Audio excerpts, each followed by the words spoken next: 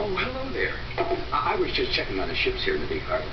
You know, we get many, many visitors here, from little fishing boats to giant super tankers. And you know what?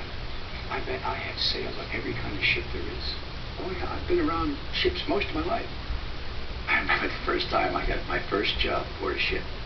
That was really something. I didn't think I was going to be able to do it.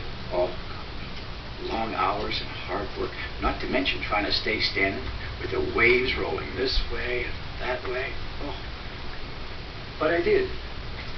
And you know what? Before I knew it, I had spent many happy years at sea. I remember when Theodore got his first job here in the big harbor. It was when he pulled his first ship. You know, he didn't think he was going to be able to do it either. It seemed like Theodore and Hank were always thinking about the day when they'd be able to go to the wide open ocean beyond the harbor. That's when they'd have their own wonderful V words in bright golden letters, just like Emily the Vigorous, or George the Valiant, or Foduck the Vigilant. And of course, they were also thinking about what their V words might be. Theodore liked valuable, or even very valuable. Hank preferred volcano. Theodore knew it could be a while before either of them had learned enough to be given their own V words. After all, the most important step before being awarded a V was knowing how to pull a ship. Theodore had pulled barges before, and they'd both done practice pulls with Emily, but neither of them had ever pulled any real ships by themselves. It was time for the morning meeting, but none of the other tugs were there. The dispatcher seemed worried. He looked at Hank, then at Theodore, and then back around at the busy harbor.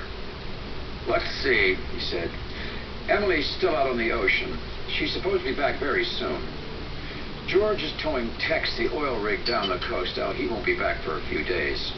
And Foduck's busy moving ships anchored in the middle of the harbor." "Well," he sighed, "that means we have a big problem. We have a cargo ship arriving soon, tugboats," he said. "Her name is Julia, and there just happens to be room for her today at her favorite dock. But with all the V-tugs away," continued the dispatcher, "there's no one to pull her in." "Theodore," whispered Hank. The dispatcher kept looking around as if he hoped Emily would magically appear. "Well," he said, not very happy, "I guess that means tomorrow. I guess tomorrow will be a very busy day, tugboats. That's all for now." Hank whispered again to Theodore. "Theodore, this is our big chance. You and I could bring in that cargo ship." Hank was so excited he was finding it hard to keep his voice down. "Hank," said Theodore, "I'm not a puller. Not yet, anyway." "Well, you want to be one, don't you, Theodore?" replied Hank. "Yes, but," said Theodore. But Hank was still talking. "And the dispatcher said just the other day that you were doing a great job pulling barges. I'm sure he'll let you try it. Come on, Theodore. Ask him. Ask him." "What's all this about?" said the dispatcher suddenly. "Theodore can pull," said Hank. "He's been practicing a lot." The dispatcher turned to Theodore. "Theodore, do you think you're ready to pull?" "Oh, my," thought Theodore. "What's Hank started this time?" So, almost before he knew what had happened, there was Theodore, sailing out to the mouth of the harbor with Hank. Sure enough, they were on their way to meet Julia, the cargo ship. "How does it feel to be the tug in charge?" asked Hank. Theodore still wasn't sure if he knew what to feel. Not very sure at all. "We better think, Theodore," Hank continued. "After this, you'll get your V word for sure. How about voyageur, off to all the seas in the whole wide world? And I'll be Hank the Volcano. Roar," said Hank. But all Theodore could think about was being the tug in charge. Hank was sure there wouldn't be any problems. "You won't be alone, Theodore," he called. "I'll be helping you." Well, for some reason, this made Theodore less sure about the whole thing. "Hank, you forgot to tuck in your anchor again," he said. "That's what Emily and Foduck are always saying," said Hank. "See, Theodore, you're already a great tug in charge." Well, Theodore couldn't help smiling at his friend. Hank just wouldn't give up, would he? "Well," said Theodore, "I guess I should at least try."